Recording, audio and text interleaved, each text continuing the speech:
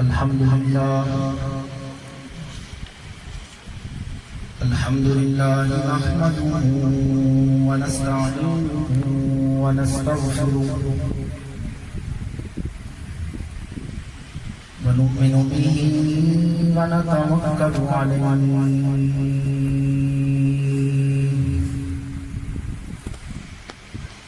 ونعوذ بالله من شرور أنفسنا ومن سيئات أعمالنا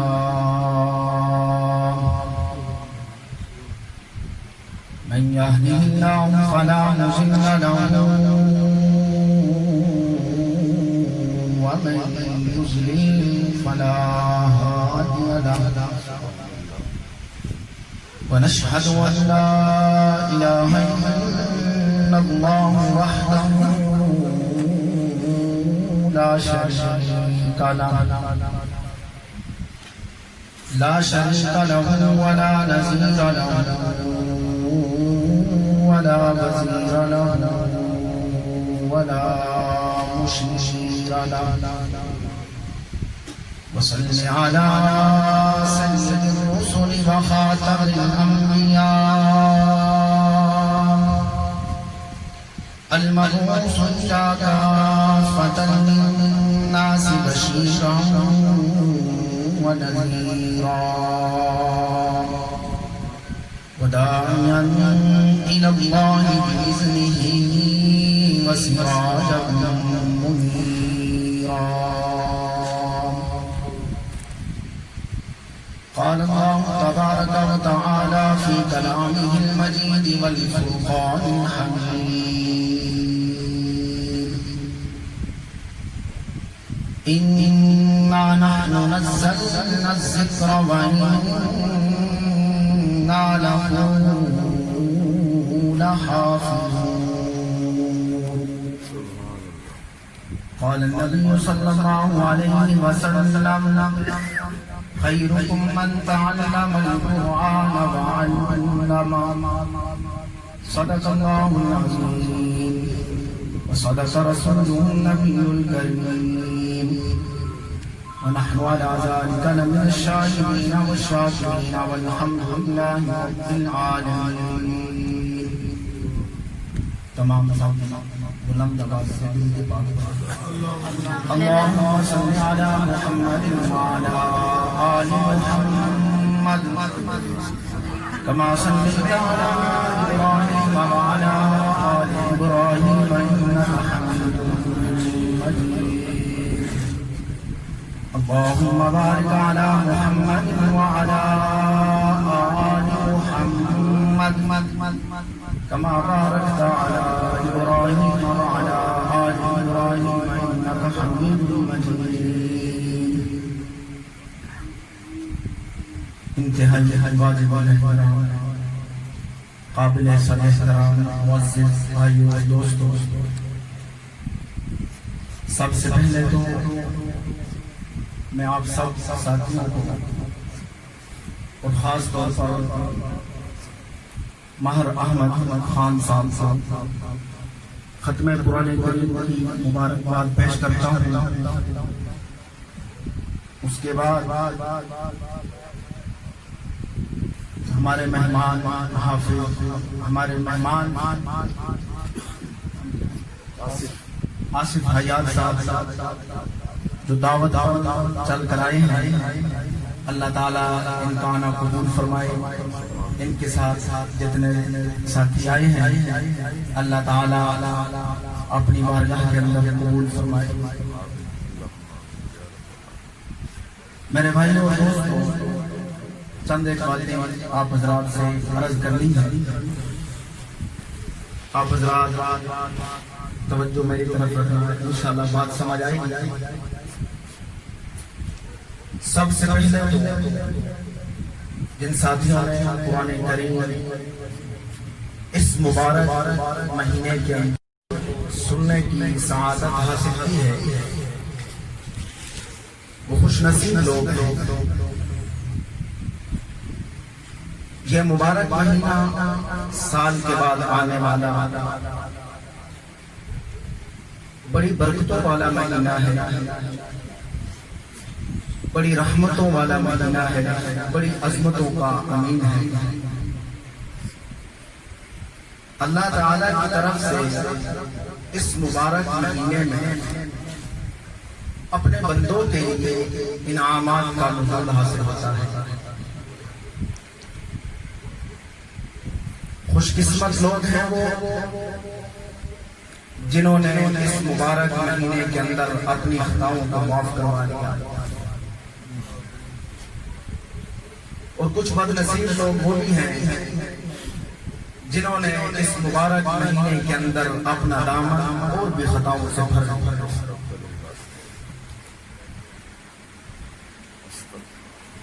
رمضان اور قرآن کا بڑا گہرا تعلق ہے، کیونکہ قرآن کریم رمضان المبارک کے مہینے میں نازل ہوا ہے۔ سیدہ عائشہ صدیقہ رضی اللہ تعالی عنہا فرماتی ہیں کہ عام ایام سے ہٹ کر ماہ رمضان المبارک کے مہینے میں سرکار دو عالم صلی اللہ علیہ وسلم کی نیکیاں اور عبادات میں اضافہ ہو جائے گا۔ فرماتی ہیں کہ آپ صلی اللہ علیہ وسلم اکثر رمضان المبارک کی راتیں پروردگار عالم کے سامنے ذکر و فکر میں گزارا کرتے ہیں، اور حضرت بلال رضی اللہ تعالی عنہ فرماتے ہیں کہ اس مبارک مہینے کے اندر آپ صلی اللہ علیہ وسلم کی صحابت آندھی سے بھی تیز چلا کرتی ہے۔ آپ صلی اللہ علیہ وسلم کی صحابت آندھی سے بھی تیز چلا کرتی ہے۔ اگر کوئی سوالی آ بھی جاتا تو کبھی خالی واپس لوٹ کر، یہاں تک کہ کبھی کبھی یہ نوبت بھی آ جاتی کہ سرکار دو عالم صلی اللہ علیہ وسلم جس محفل میں آپ صلی اللہ علیہ وسلم کا نام لیا جائے صلی اللہ علیہ وسلم کہنا واجب ہے، اگر نہیں کہو گے تو گناہگار ہو۔ اونچی آواز سے کہا جائے صلی اللہ علیہ وسلم، کہ کبھی کبھی یہ نوبت بھی آ جاتی ہے کہ آپ صلی اللہ علیہ وسلم کسی یہودی سے قرض لے لیتے لیکن سوالی کو خالی واپس نہ کرتے۔ بات یاد آ گئی سیدہ فاطمہ رضی اللہ تعالی عنہا کے دروازے پر ایک سوالی آتا ہے، گھر میں کچھ نہیں پاتا ہے، دستک دیتا ہے سوالی۔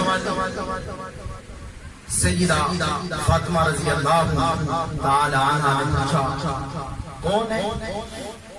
تو اس نے جواب دیا عرض کہ میں سوالی ہوں، 3 دن سے بھوکا ہوں، کچھ کھانے پینے کے لیے نہیں۔ یہ گھرانہ ہی وہ گھرانہ ہے کہ جس کے دروازے سے کبھی کوئی خالی واپس نہیں، گھر میں کچھ نہیں۔ سیدہ فاطمہ رضی اللہ تعالی عنہا نے اپنی چادر دی اور فرمایا کہ یہ چادر مدینہ کے فلاں بازار میں لے جا، وہاں ایک یہودی کی دکان ہے، یہ چادر اس کے پاس رکھ دے کچھ دنوں کے لیے امانت کے طور پر، جب کچھ پیسے آ جائیں گے تو چادر ہم واپس لے لیں گے اور وہاں سے اس چادر کے بدلے کچھ سامان مانگیں، اور جا کر اس یہودی کو یہ بتانا کہ یہ سرکار دو عالم صلی اللہ علیہ وسلم کی بیٹی بیچ آتے۔ جب اس سوالی میں جا کر اس یہودی کو بتایا تو اس یہودی نے چادر کو اور فرمایا کہ رحمت دو عالم صلی اللہ علیہ وسلم کی بیٹی کی چادر واپس لے جاؤ اور مجھے کلمہ پڑھا دے، مجھے کلمہ پڑھا دے اور سامان بھی لے جاؤ اور یہ چادر واپس لے جاؤ۔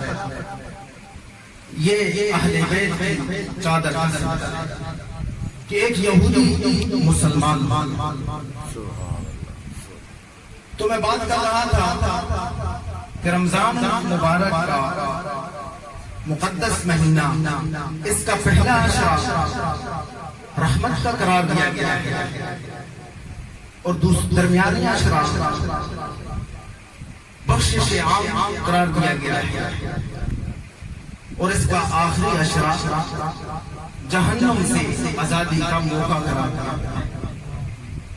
اللہ تعالیٰ سے دعا ہے کہ اللہ تعالیٰ ہم سب کو انہی لوگوں میں شامل کرے جنہوں نے اس مبارک مہینے کے تینوں مرحلوں سے جوڑیاں ہوئی۔ میرے بھائیوں اور دوستوں،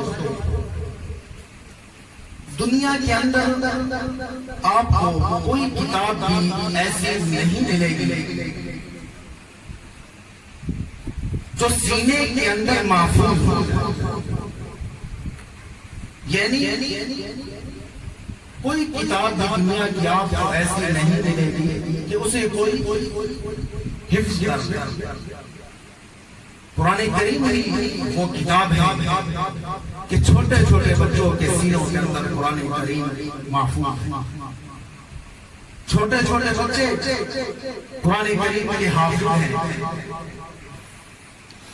لاکھوں نہیں، کروڑوں نہیں، اربوں کاری اس زمین پر موجود ہیں جن کی زبانوں پر رمضان المبارک کے مہینے میں قرآن کریم کا ترانہ ہوتا ہے۔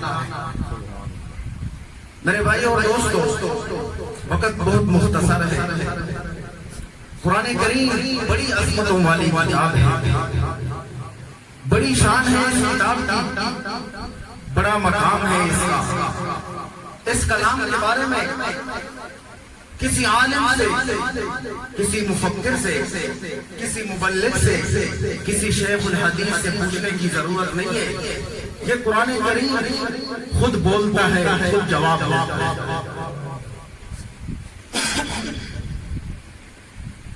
قرآن کریم سے پوچھئے آپ کا نام کیا ہے؟ قرآن کریم خود جواب دیتا ہے، بل هو قرآن مجید۔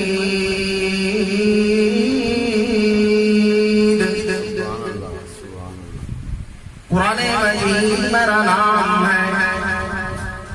آپ قرآن کریم سے پوچھئے آپ کہاں سے آئے ہیں؟ قرآن کریم خود بول کر جواب دیتا ہے، فی لوح محفوظ، میں لوح محفوظ سے اتارا گیا ہوں۔ آپ قرآن کریم سے پوچھئے آپ کو بھیجنے والا کون ہے؟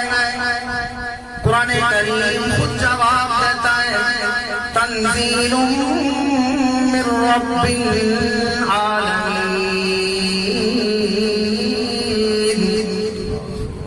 مجھے بھیجنے والا رب العالمین ہے، آنے والا فرشتہ روح الامین ہے۔ آپ قرآن کریم سے پوچھئے آپ کس ذات پر اتر رہے ہیں، آپ کو کس پر اتارا گیا ہے؟ قرآن کریم جواب دیتا ہے، نزل علی محمد وهو الحق، میں محمد پر اتارا گیا ہوں جو حق اور صداقت کا پہاڑ محمد ہے، میں اس محمد پر اتارا گیا ہوں۔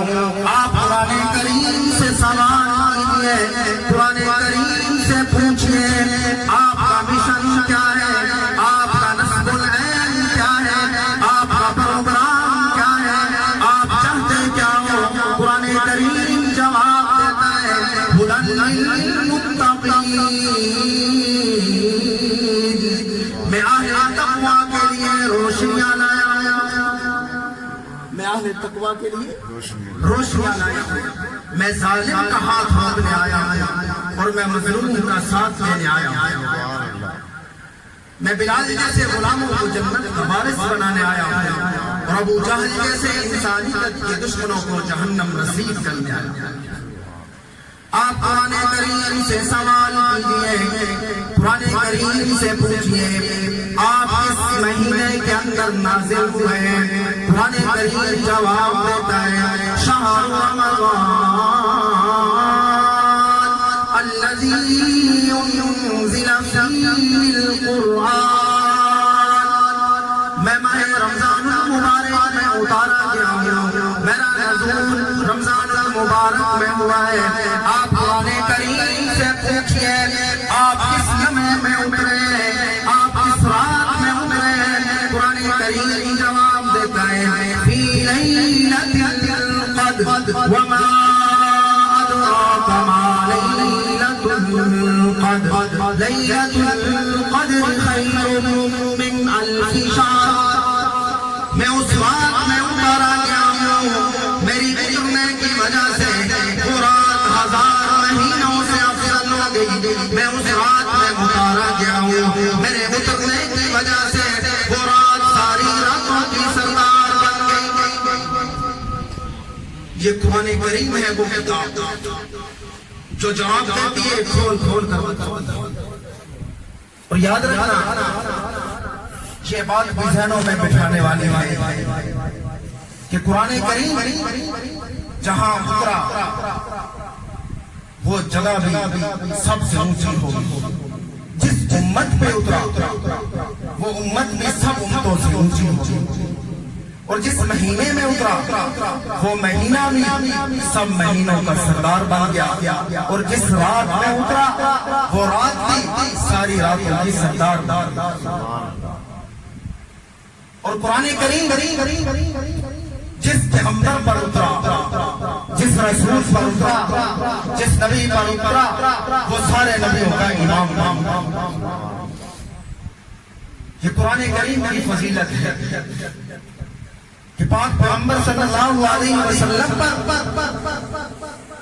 قرآن کریم نازل ہوا، جبرائیل علیہ السلام لے کر آئے تو میرے پاک پیغمبر سب نبیوں کے سردار بن گئے۔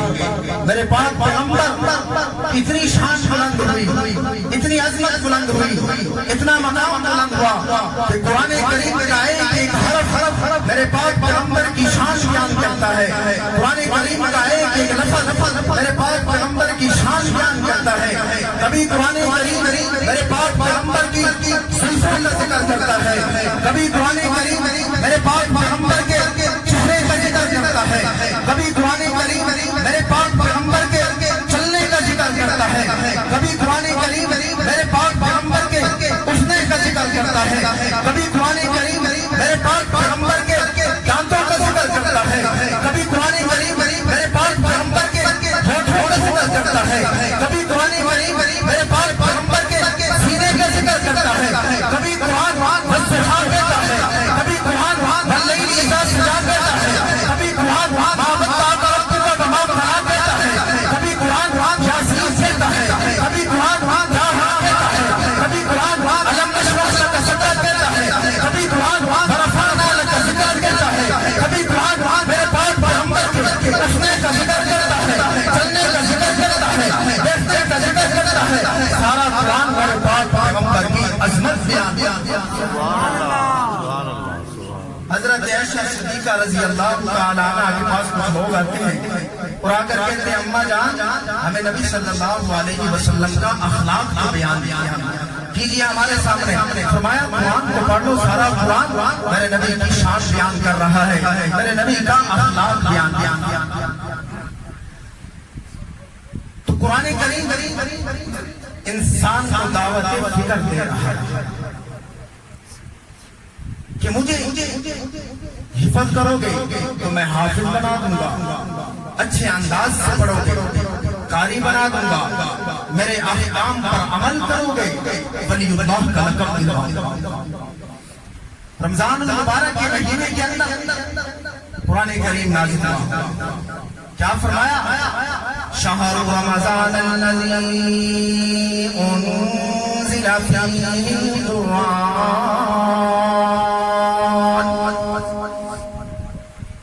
رمضان المبارک کا وہ مہینہ ہے جس مہینے کے اندر قرآن کریم کو اتارا گیا۔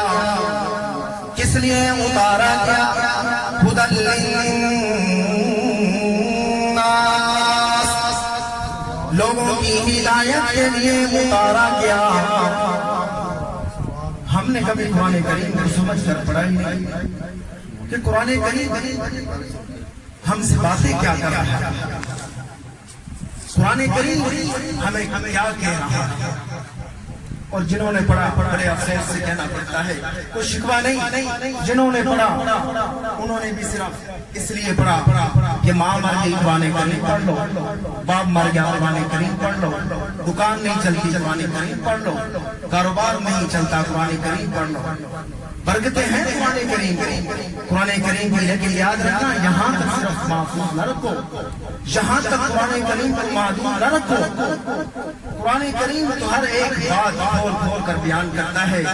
قرآن کریم کے پاس آئے, معیشت کی ضرورت ہے قرآن کریم سے پوچھو, عزت کی ضرورت ہے قرآن کریم کو پڑھو, رفعت کی ضرورت ہے قرآن کریم کو پڑھو.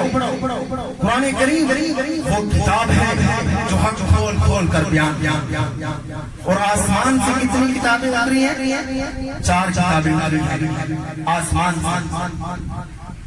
قرآن کریم, تورات, انجیل, زبور. لیکن یاد رکھنا قرآن کریم ان تینوں کتابوں کی سردار ہے. اور باقی کتابوں کو جب اللہ تعالی نے اس زمین پر اتارا تو ان کی ذمہ داری نہیں, بلکہ حضرت موسیٰ علیہ السلام پر تورات اتارے. حضرت موسیٰ علیہ السلام کی امت کو کہا کہ خود ہی اس کی حفاظت کرو. حضرت عیسیٰ علیہ السلام تو حضرت داؤد علیہ السلام کی امت سے فرمایا کہ خود اس کی حفاظت کرو. قرآن کریم وہ کتاب ہے جس کی حفاظت اللہ تعالیٰ نے خود فرمایا اِنَّا نَحْنُ نَزَّلْنَا الذِّكْرَ وَإِنَّا لَهُ لَحَافِظُونَ. یہ ذکر میں نے خود اتارا ہے آسمانوں سے, اور میں خود اس کی قیامت تک حفاظت کروں گا. قیامت تک کوئی اس میں رد و بدل نہیں کر سکتا, نہ زبر کی, نہ زیر کی, نہ پیش. آگے فرمایا إِنَّ هَذَا الْقُرْآنَ يَهْدِي لِلَّتِي هِيَ أَقْوَمُ. یہ وہ کتاب ہے جو سیدھا راستہ دکھاتی ہے. جنہوں نے اللہ کے حکموں کو مانا, قرآن کریم کے حکم کو مانا, یہ قرآن کریم ان کے لیے بڑا اجر و ثواب ہے اللہ کے پاس. یہ قرآن کریم خود بتا رہا ہے. اور ایک اور بات بھی یاد رکھنا, آپ ساتھ چند ایک باتیں کر کے ختم کرتے ہیں کہ جب اللہ تعالیٰ نے حضرت موسیٰ علیہ السلام کو تورات دینے کا فیصلہ کیا تو فرمایا اے میرے نبی جا پہاڑ پر جا, میں تمہیں کتاب جگہ کا مقرر کر کہ طور پہاڑ پر جا, میں وہاں کتاب. جب اللہ تعالیٰ نے حضرت عیسیٰ علیہ السلام پر انجیل اتاری تو فرمایا اپنے عبادت خانے میں رہنا, اپنے عبادت خانے سے باہر نہ نکلنا, میں تمہیں انجیل عطا کتاب دینے کا جگہ کا انتخاب پابند کر دیا دوسرے. اور جب اللہ تعالیٰ نے حضرت داؤد علیہ السلام پر زبور اتارنے کا اللہ تعالیٰ نے فیصلہ کیا تو فرمایا اپنی عبادت خانے سے باہر نہ جانا. حضرت داؤد علیہ السلام میں کتاب عطا کروں, لیکن یاد رکھنا کہ میرے اور آپ کے پاک پیغمبر صلی اللہ علیہ وسلم کی ہی شان ہے, میرے پاک پیغمبر کی عظمت ہے, میرے پاک پیغمبر کا مقام ہے. جب اللہ تعالیٰ نے میرے پاک پیغمبر صلی اللہ علیہ وسلم پر قرآن کریم کو اتارا تو کسی جگہ کے لیے پابند نہیں کیا, کسی جگہ کا انتخاب نہیں کیا, بلکہ میرے پاک پیغمبر بدر میں میرے رب نے قرآن کریم کو بدر میں اتار دیا. میرے پاک پیغمبر احد میں میرے رب نے قرآن کریم کو احد میں اتار دیا.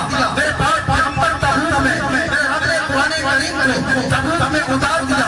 میرے پاک پیغمبر خیبر میں قرآن کریم کہاں نازل ہوا, میرے پاک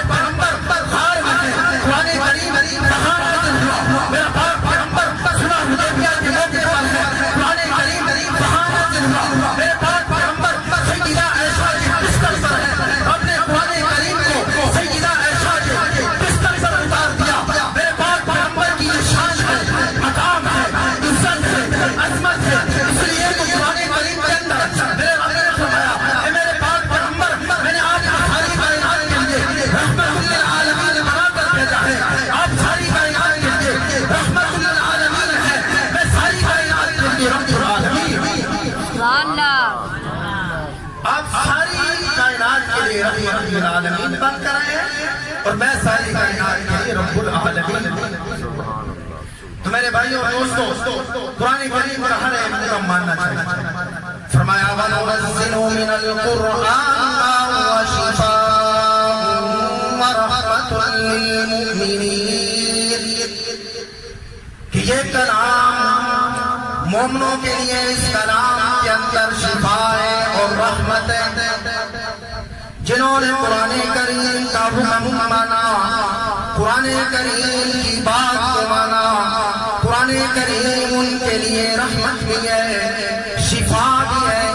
اور آگے اسی آیت کے اندر پروردگار عالم نے فرمایا وَلَا يَزِيدُ الظَّالِمِينَ إِلَّا خَسَارًا، ظالموں کے لیے خسارہ ہی خسارہ، ان کے حصے میں اور کچھ نہیں۔ بات حق کی کرنی چاہیے، حق بات جو نہیں کرتا وہ عالم نہیں ہوتا، ڈنڈی مارتا ہے۔ ظالم قرآن کسے کہتا ہے؟ وَلَا يَزِيدُ الظَّالِمِينَ إِلَّا خَسَارًا، جس نے قرآن کریم کا حکم نہیں مانا، قرآن کریم انہیں ظالم۔ قرآن کریم نے حکم دیا إِنَّ الصَّلَاةَ كَانَتْ عَلَى الْمُؤْمِنِينَ كِتَابًا مَّوْقُوتًا، نماز مومنوں پر مقرر وقت پر فرض کی گئی ہے۔ اب جو لوگ نماز نہیں پڑھتے، قرآن کریم انہیں ظالم کہتا ہے۔ قرآن کریم کا انہوں نے حکم نہیں مانا، قرآن کریم انہیں ظالم کہتا ہے۔ آگے قرآن کریم فرماتا ہے وَأَقِیمُوا الصَّلَاةَ وَآتُوا الزَّکَاةَ، نماز کو قائم کرو اور زکوٰۃ کو ادا کرو۔ جنہوں نے نماز قائم نہیں کی، زکوٰۃ ادا نہیں کی، اللہ کا حق نہیں دیا، قرآن کریم انہیں ظالم کہتا ہے۔ قرآن کریم حکم دیتا ہے یا ایھا الذین آمنوا کتب علیکم الصیام کما کتب علی الذین من قبلکم لعلکم تتقون، کہ ایمان والوں پر روزے فرض کر دیا گیا جیسے تم سے پہلے تو پر روزے فرض کیے تھے۔ قرآن کریم حکم دیتا ہے۔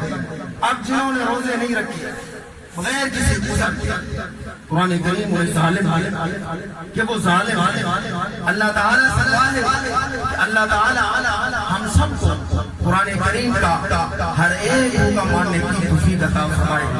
اللہ تعالیٰ ہمیں ظالموں سے بچائے، جسے قرآن ظالم کہہ رہا ہے اللہ تعالیٰ ہمیں ان کی صف سے نکال دے۔ وآخر دعوانا ان الحمدللہ رب العالمین۔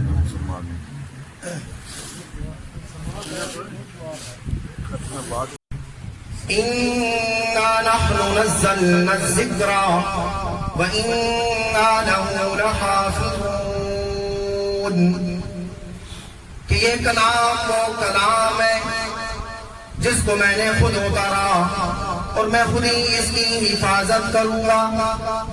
اور اسی کلام پاک کے اندر اللہ تعالیٰ نے فرمایا وَرَفَعْنَا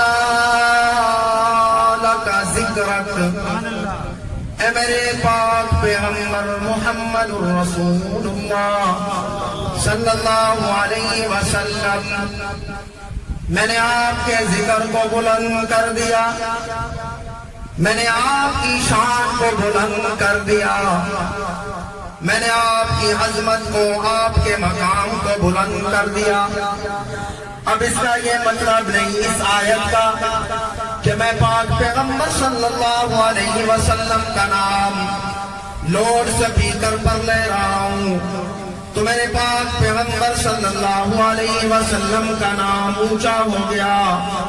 اس کا مطلب یہ نہیں کہ میں کسی پہاڑ پر کھڑے ہو کر پاک پیغمبر کا نام لے لوں تو میرے پاک پیغمبر کا نام اونچا ہو جائے گا، بلکہ قرآن کریم کی اس آیت کے اندر اللہ تعالیٰ نے ارشاد فرمایا وَرَفَعْنَا لَكَ ذِكْرَكَ، اے میرے پاک پیغمبر ہم نے تیرے ذکر کو تیرے لیے بلند کر دیا۔ کیا مطلب؟ اے اے میرے پاک پیغمبر جہاں میرا ذکر ہوگا وہاں تیرا بھی ذکر ہوگا، جہاں میرا نام ہوگا وہاں تیرا بھی نام ہوگا۔ میرے رب کا ذکر قرآن کے اندر موجود ہے، تو پروردگار عالم کے ساتھ سرکار دو عالم صلی اللہ علیہ وسلم کا بھی ذکر موجود ہے۔ قرآن کریم کے اندر اللہ کا ذکر ہے، تو قرآن کریم کے اندر سرکار دو عالم صلی اللہ علیہ وسلم کا بھی ذکر ہے۔ اللہ تعالیٰ کا ذکر نماز کے اندر ہے، تو میرے پاک پیغمبر کا ذکر بھی نماز کے اندر ہے۔ اس لیے تو اللہ تعالیٰ نے فرمایا اے میرے پاک پیغمبر جہاں میرا ذکر ہوگا وہاں تیرا بھی ذکر ہوگا۔ اذان کے اندر رب العالمین کا ذکر ہے، اذان کے اندر سرکار دو عالم صلی اللہ علیہ وسلم کا بھی ذکر ہے۔ تکبیر کے اندر رب العالمین کا ذکر ہے، تو تکبیر کے اندر سرکار دو عالم صلی اللہ علیہ وسلم کا بھی ذکر ہے۔ کلمے کے اندر رب العالمین کا ذکر ہے، تو کلمے کے اندر سرکار دو عالم صلی اللہ علیہ وسلم کا بھی ذکر ہے۔ شمال و جنوب کے اندر مشرق و مغرب کے اندر رب العالمین کا ذکر ہے، تو وہاں سرکار دو عالم صلی اللہ علیہ وسلم کا بھی ذکر ہے۔ جہاں جہاں خدا کا ذکر ہوگا وہیں وہیں مصطفیٰ کا بھی ذکر ہوگا۔ اس لیے تو اللہ تعالیٰ نے فرمایا وَرَفَعْنَا لَكَ ذِكْرَكَ، اے میرے پاک پیغمبر ہم نے تیرے ذکر کو بلند کر دیا، ہم نے تیرے نام کو بلند کر دیا، ہم نے تیرے مقام کو بلند کر دیا۔ یہ صرف اور صرف میرے اور آپ کے نبی صلی اللہ علیہ وسلم کو اعزاز حاصل ہے، باقی کسی پیغمبر کسی رسول کو یہ اعزاز حاصل نہیں ہے۔ فرمایا وَمَا أَرْسَلْنَاكَ إِلَّا رَحْمَةً لِلْعَالَمِينَ، اے میرے محبوب میں نے آپ کو ساری کائنات کے لیے رحمت للعالمین بنا کر بھیجا۔ میرے اور آپ کا نبی صلی اللہ علیہ وسلم تو اتنی عظمتوں والا ہے، اتنی شانوں والا ہے کہ میرے اور آپ کے نبی صلی اللہ علیہ وسلم کا ذکر تو حضرت آدم علیہ السلام کے پیدا ہونے سے پہلے ہو رہا ہے۔ حضرت آدم علیہ السلام فرماتے ہیں کہ میں جب جنت میں تھا میں نے جنت کے درختوں کے پتوں پر آخری نبی کا نام لکھا ہوا دیکھا تھا، میں نے حوروں کی پیشانیوں پر سرکار دو عالم صلی اللہ علیہ وسلم کا نام لکھا ہوا دیکھا تھا، میں نے عرش برین پر رحمت دو عالم صلی اللہ علیہ وسلم کا نام لکھا ہوا دیکھا تھا۔ یہ اعزاز میرے اور آپ کے نبی صلی اللہ علیہ وسلم کو حاصل ہے، باقی کسی پیغمبر اور کسی رسول کو حاصل نہیں ہے۔ میرے پاک پیغمبر صلی اللہ علیہ وسلم کی ہر ایک ادا رب کا قرآن بیان کرتا ہے، نبی کی حدیث بیان کرتی ہے۔ فرمایا ما نطق اللسان بمدحہ ونسخ القلم، نہ آج تک کوئی قلم ایسی آئی ہے، نہ آج تک کوئی زبان ایسی آئی ہے جس نے میرے پاک پیغمبر صلی اللہ علیہ وسلم کی شان کو بیان کرنے کا حق ادا کر دیا ہو۔ میرے پاک پیغمبر محمد رسول اللہ کی نبوت کا ذکر آیا، قرآن کریم بول اٹھا ما کان علی النبی من حرج فیما فرض اللہ لہ۔ میرے پاک پیغمبر صلی اللہ علیہ وسلم کے نام کا ذکر آیا تو قرآن کریم بول اٹھا محمد رسول اللہ۔ میرے پاک پیغمبر صلی اللہ علیہ وسلم کی رسالت کا ذکر آیا تو قرآن کریم بول اٹھا وما ارسلناک الا کافۃ للناس بشیرا ونذیرا۔ قرآن کریم میرے اور آپ کے نبی صلی اللہ علیہ وسلم کی ہر ایک بات کی یاد دلاتا ہے۔